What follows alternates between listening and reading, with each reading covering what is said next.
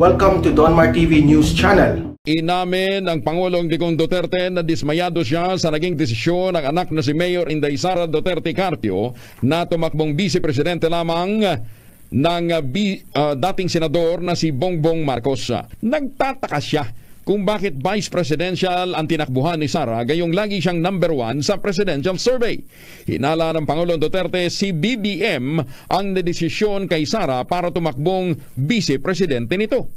Davao City Mayor Sara Duterte Carpio at nagsalita rin at sinagot ang kanyang ama. At sinabing ang disyong pagtakbo sa pagka-vice-presidente ay tugon sa panawagan mula sa kanyang mga supporters.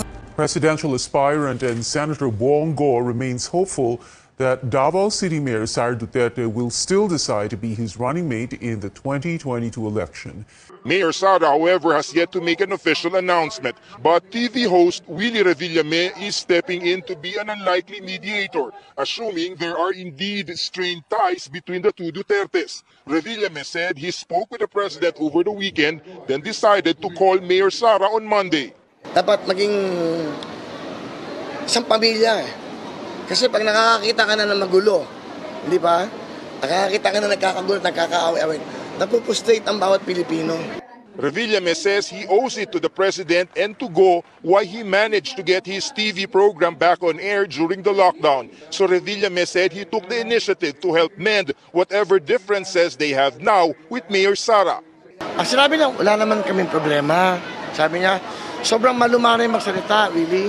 Wala kaming problema. Ako sasabihin ko siya, pati si Senator Bongo, tinanong ko, may problema po ba? Wala naman. Kaya lang, iba lang siguro yung partido ko sa partido nila. Siguro gano'n, siyempre may sarili siyang desisyon eh. Looks like for now, their political plans are still up in the air until Mayor Sara makes up her mind.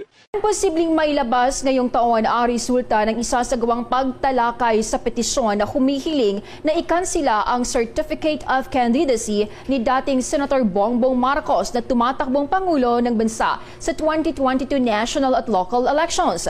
Pero aminado si Commission on Elections and Education and Information Department Director Eliza Sabili David na kailangan nilang sapat na oras para talakayin ang mga petisyon na inihain laban sa dating senadora. Gayunman, kahit hindi ito nagbigay ng timeline, posible naman daw lumabas ang desisyon ng COMELEC sa taon na ito. Una rito, itinakda ng COMELEC ang preliminary conference sa petisyong makansila ang COC ni Marcos sa Nobyembre 26. Ayon pa kay David, sa susunod na linggo ay magkakaroon na ng inisyal na diskusyon kaugnay na naturang isyo. Anya, nung nag-issue raw ng summon ang DOJ, ay kasali na rito ang preliminary conference. Ang magkabilang partido raw o ang mga complainant at respondent ay aatasan na magsumite ng kani-kanilang memoranda. Kapag wala na raw makatanungan sa kaso, magiging submitted for resolution na ang kaso. Sir Will, when you said kanina natutulong po kayo para po masuportahan yung Go and Mayor Sara Duterte tandem, what do you mean by tutulong kayo? Naniniwala ako sa kanila eh. Tutulong ka sa mahirap, tutuloy namin yun. Actually, ang maganda sa kanila kasi nakilala ko siya. Ako, para lang malaman yung katotohanan. Nakabalik ako during the pandemic. Ayaw niya pa sabi to eh. Kaya ako nakabalik during the pandemic, yung lockdown. Nakiusap ako sa kanya na magkakaroon ako ng live show sa GMA. Babalik ako para makatulong. In fairness sa kanya, huwag mo na nang babanggitin. Sige, gagawa tayo ng paraan. Magpapaalam tayo kay Secretary Anyo, kay Martin Andanar. Humingi po kami ng ID ng IATF. Dumaan kami sa proseso. Madaling araw nagpipicture kami. Sa totoo lang, yung staff niya nasa Malacanang para makuha yung ID. Kaya nakabalik ako sa Will Tower at nakapag-show ako. At until now, that was April 13. March yung lockdown. So gumawa ako ng paraan para makagawa ng paraan, makatulong. At the same time, yung pagtutulong ko sa kanila, nakilala ko sila sa sandaling panahon eh. Actually, kung papayag si Senator Bongo, Presidente, nakunan ko yung video na yan nung kami nag-uusap. Nung Saturday early morning. Kung papayag sila, papakita ko sa inyo kung ano yung napag-usapan namin. At para malaman din ni Mayora Sara kung ano yung napag-usapan.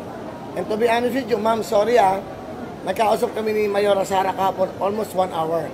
Hanggang kanina nagte-textan kami na sabi ko lang, dapat maayos ang lahat. para sumaya ang bansang Pilipinas. Dapat maging isang pamilya eh. Kasi pag nakakakita ka na ng magulo, di ba? Nakakakita ka na nagkakagulo, nagkakaaway-away. Napupustrate ang bawat Pilipino. Ano pong response ni Mayor Sara sa inyo, sir? Sa pag-uusap po ninyo? Sabi niyo you're willing na maayos yung pamilya. Ano pong response? Sabi ko, nakikipag-usap ako sa bilang isang Pilipino, isang tao na, ordinaryong tao. Sabi naman niya, wala naman daw problema. Hindi naman daw sila magkakaaway. Wala naman, kaya lang siguro baka dahil yung partido ng Presidente at ni Senator Bongo ay iba sa partido niya. Baka yun ang nami-misunderstood ng bawat, of course, mga tao, no? Anyway, wala akong nadinig na masama sa kanya. At sinabi ko rin sa kanya, na si Presidente, sinusunod lang ni Senator Bongo. What I'm trying to do is, parang may magagawa ba ako na maging masaya ang pamilya, hindi ako napapakagaling dito, isang Pilipino, kasi kaya ako naisip yun, nagkausap na kami ni Presidente ng 2:30 in the morning.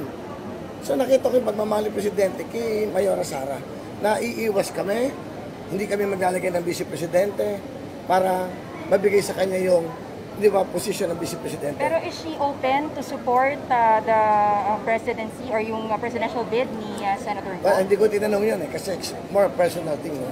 Ang inaano ko lang, kinamusta ko siya. Well, ang sarap niyang kausap, tumatawa lang siya, pinapatawa ko.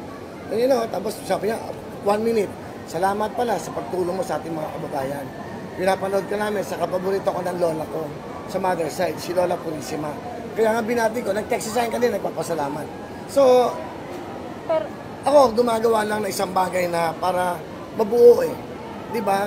Tatakbong Presidente, tatakbong Vice President. Di ko mabuo, di ang ganda, di ba? Parang gano'n lang.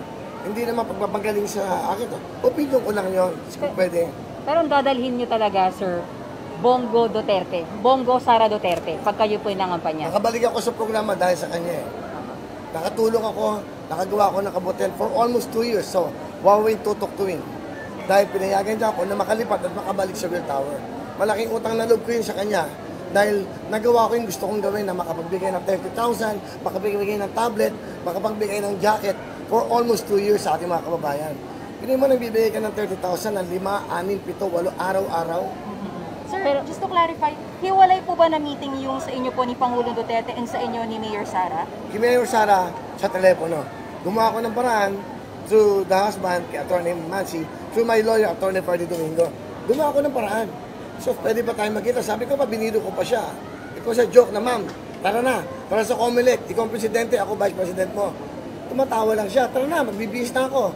Para tuladan up the talks, parang nilolok. Tumawa, sabi niya, hindi na pwede kasi sabi niya, maraming magtatampo sa akin pag ikaw ang kinukumpis vice president. Ma'am, hindi ako politiko. Wala magtatampo sa'yo dahil hindi ako involved sa politika. Kung ako may tatakmong vice president para sa'yo, is because naniniwala ako sa'yo. At alam ko makakagawa tayo ng kabutihan. Okay, sir. Si Presidente ba nagsabi sa'yo na meron sila makitampuhan ni Mayor? Wala. Paano mo nalaman?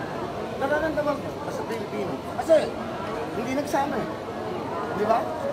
Diba? Parang gano'n, hindi sila nagsama eh. Bakit ibang partido? Bakit pwede lang magtulungan? Yun ang nararamdaman ko. Sir, camera sir. Okay, as isang Pilipino, isang tao na taga dito sa Pilipinas, tao din ako na nasasaktan pag nakikita mo. Kasi si Presidente, ama natin yun.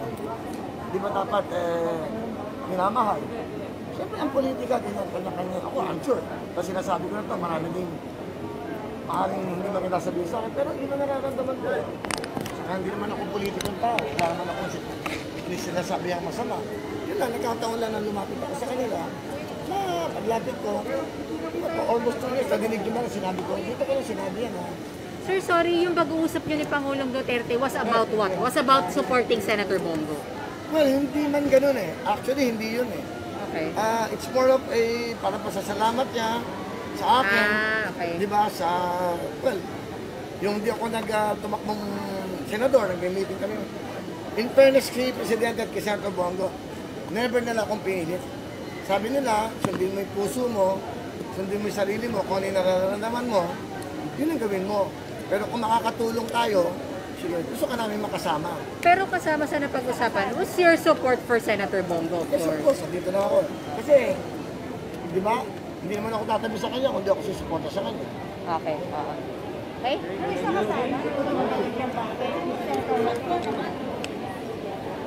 Hindi, iba eh. Yung usapan namin ng Presidente, hindi pa PDP laban nun eh. More of kami lang eh. Kami lang personal eh. Sabi lang ng Presidente, sasamahan kita kahit saan ka pumunta. Pag nagkampanya ka, gusto ko, kasama mo kami, di ba? Sabi niya. Yung time na nag-usap kami, 7 months kami nag-uusap-usap. Hindi naman lagi kami na-share ng Bongo. Kinakamusta ako, minsan magigising ako madaling araw. May video sa Presidente, oh Willie, kamusta ka na? Nakakamusta eh. Coming from the President, sabihin sa ina, salamat sa ginagawa mo sa ating mga kababayan, malaking bagay na sa akin.